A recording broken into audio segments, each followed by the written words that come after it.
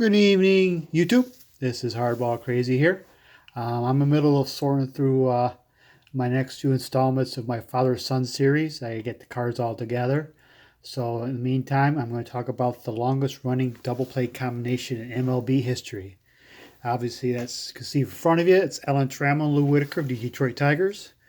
I grew up a Tiger fan this era, so I was able to watch them play on a regular basis. Saw them play in person a few times. And I call myself lucky. Trammell finally got in the Hall of Fame. I think it's well deserved. He just was overshadowed by Yount and Ripken, but he was a great player in his own right. And Whitaker is going to be right there in the Hall of Fame soon. Count on that. So I'm going to show you off my Whitaker Trammell collection. I have a rule. I think it's a good rule. If you have a Trammell in a set, you must have the Whitaker in it. Because they played together from 76 to 95. And they're pretty much, when I talk about one, you talk the other. So in more of my collection, you have to have a Whitaker. If you have a Whitaker in that set, you must have a Trammell. So here they are. Right there in front of you is the 78 rookies of Trammell Whitaker, along with the Trammell Whitaker 78 Burger King regional set that has the design of the 78 tops, but has them as solo cards. I'm not a fan of the multiplayer cards, so the only reason I have these is because of the rookie cards, but sometimes I have rookie cards of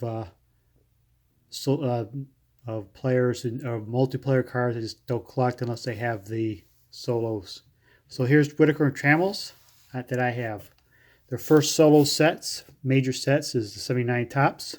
So here's Whitaker and Trammell. Next I have is 81 Topps Coke. Coke came out with regional sets. Tigers, Phillies, Cubs, Mets, I believe, Yankees, various sets. Red Sox.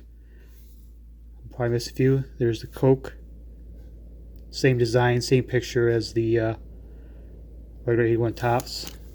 The only thing it has is the Coke logos and different card numbers in the back.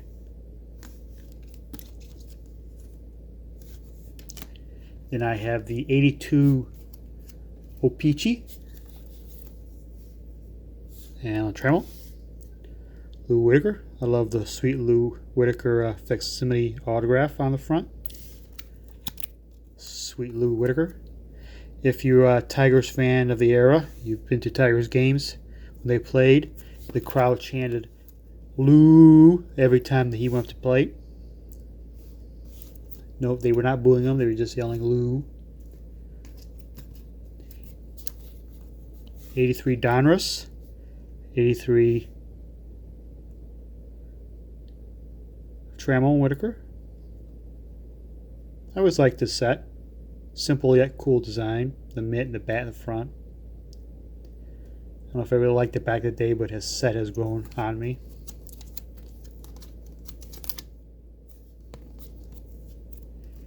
And the 84 Donruss, Whitaker and Trammell. Of course, 84 was the year they finally won the World Series. Crazy. They were called the Bless You Boys. The Tigers started the season out with a crazy record of 35-5. Yes, they started the season with a win-loss record of 35-5. Red Sox started this past year with a really good winning streak, but they didn't even come close to 35-5 winning streak the Tigers started out at. It's unbelievable. If you the 84 Tigers, the World Series Tigers, Lou Whitaker batted lead off. Alan Trammell batted second in the lineup.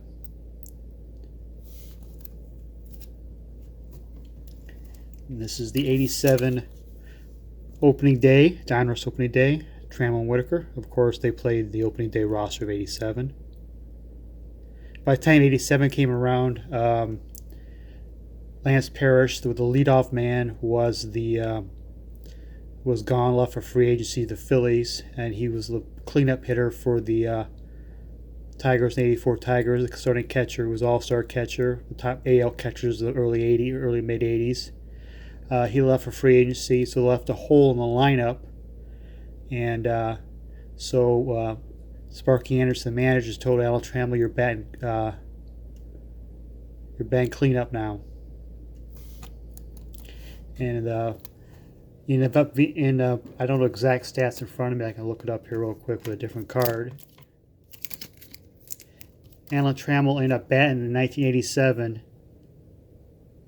343 with 28 home runs, 105 RBIs. And in the Blue Jays and the Tigers went down the wire to the very last game, last weekend, to win the division. And Frank Tanana pitched a 1-0 shutout, beat the Blue Jays, and the Tigers won the division. But unfortunately, George Bell hit 40-some home runs that year and won the MVP. I think he totally robbed Trammell. Trammell beat him up. Tigers head-to-head. I think the winner should go to the spoils. Trammell, with his 340 batting average and 100 RBI batting cleanup, plus playing at shortstop, should have won the MVP. But he didn't. But that's 87. Of course, 87, the Tigers won division and ended up losing to the Twins in the division, the LCS. And the Twins ended up winning the World Series and the Cardinals. Here's 87 Fleer stickers, Trammell Whitaker.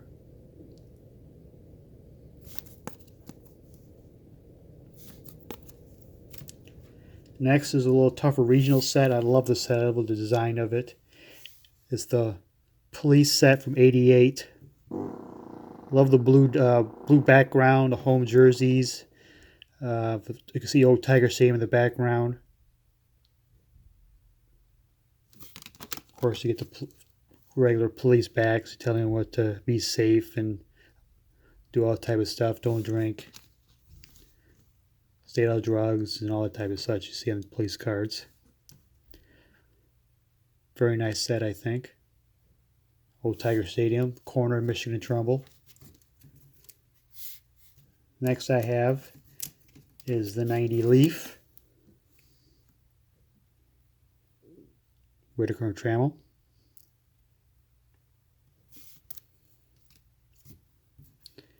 And of course the iconic 91 Stadium Club. The great home whites of the Detroit Tigers. Of course, they show the rookie cards in the back, and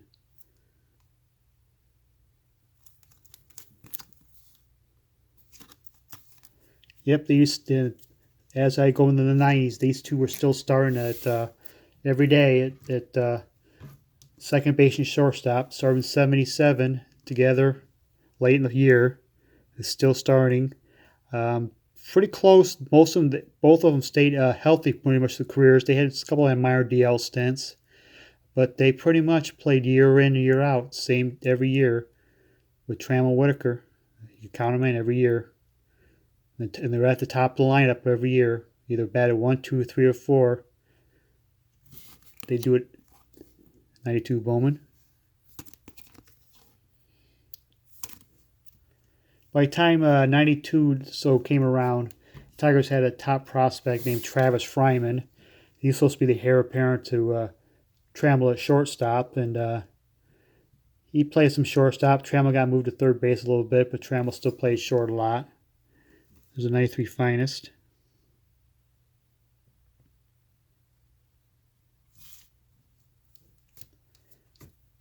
And 95, my last year I have is Whitaker and Trammell 95 SP.